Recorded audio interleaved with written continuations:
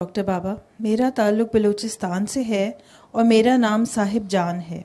मैं काफ़ी अरसे से आपकी वीडियोस देख रहा हूं और बहुत गौर से सुनता हूं। आपकी और आपके दूसरे साथियों की जो वीडियोस सोशल मीडिया पर आती हैं, मैं उन्हें भी बाकायदगी से सुनता हूं। बाबा, हमारे कुछ मसाइल हैं। मसाइल तो बहुत सारे हैं, लेकिन चंद ऐसे हैं जिनकी हमें समझ नहीं आ रही और ना ही उनका हल निकल रहा है।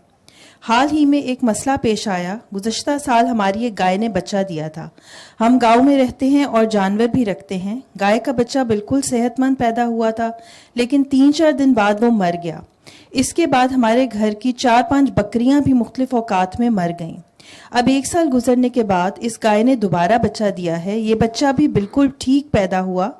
1-2 दिन तक उसने दूध भी पिया, लेकिन कल रात अचानक बीमार हो गया। वो गाय बहुत कीमती है और दूध देने वाली है। गुज़श्ता साल भी हम उसके दूध से फ़ायदा नहीं उठा सके थे। रिस्क तो अल्लाह ताला के हाथ में है और जो अल्लाह की मर्ज़ी हो वही होता है, लेकिन इस साल भी यही सूरत हाल बन गई है। इस वक्त घर के तमाम अफराद परेशान हैं। एक तरफ गाय के बच्चे की बीमारी का मसला है और दूसरी तरफ हमारे घरेलू हालात भी कुछ परेशान कुन हैं। हालात इतने ज़्यादा ख़राब नहीं हैं, लेकिन मसाइल ज़रूर मौजूद हैं। इसके अलावा मेरी वालदा को अक्सर सर दर्द रहता है। मेरे छोटे भाई भी अक्सर गुस्सा करते हैं और उन्हें भी सर दर्द की शिकायत रहती है। वालिदा अक्सर बीमार रहती हैं। हमने अपनी इस्तात के मुताबिक डॉक्टरों को भी दिखाया है, मुख्तलिफ टेस्ट भी करवाए हैं, लेकिन कोई वाज़े वजह सामने नहीं आ रही। अचानक उन्हें शदीद सर दर्द शुरू हो जाता है। घर के अंदर भी कुछ मसाइल हैं। एक शख्स बात करता है तो दूसरा नाराज़ हो जाता है, दूसरा बात करे तो तीसरा गुस्सा कर जाता है। यूँ लगता है कि घर के माहौल में बेचैनी और कशीदगी सी रहती है। बाबा, आपसे मशवरा दरकार है। अगर कोई तरीका जिससे अल्लाह ताला हमारी मुश्किलात आसान फरमा दे तो बराहे करम रहनुमाई फरमाएं। जज़ाकल्लाह। काके का नाम क्या है? साहिब जान।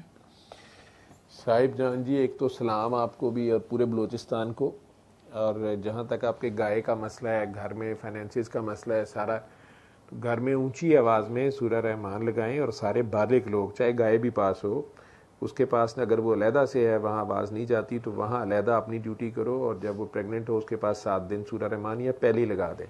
उसमें जानवर का तरीका यह है कि जिस बर्तन में उसे पानी डालें, उसमें आप अपनी शहादत की उंगली राइट हैंड की डाल के आंखें बंद करके अपने दिल में डूब के 3 बार अल्लाह कह दिया करें, फिर वो पानी उसे पिला दें।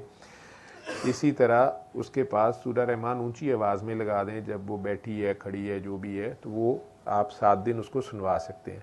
इसी तरह घर में भी आप सब लोग, जितने बड़े लोग, बालिग लोग हो, जो आपस में लड़ाइयाँ रहती हैं, नातफाकी जो होती है, इससे बेबरकती होती है। तो मुश्किल वक्त आ जाते हैं, लेकिन असल चीज़ यही होता है कि उसमें आप रिफ्लेक्ट कैसे करते हैं। उस मुश्किल वक्त में आपस में ख़ानदान इकट्ठा जुड़ा रहता है या एक दूसरे पे ब्लेम गेम और ये मसले शुरू हो जाए या लालच शुरू हो गया, एक दूसरे से छुपा के खा रहे हैं और सारा कुछ, ये आपका टेस्ट होता है। उसमें सेक्रीफाइस कुछ लोगों को करना ही पड़ता है और अनकंडीशनल होकर करना पड़ता है, तब ये जॉइंट फैमिली सिस्टम या ये आपस में इत्तेफाक निभाया जाता है। अदरवाइज़ अगर टिट फॉर टैट के ऊपर चलें तो वो नहीं होता।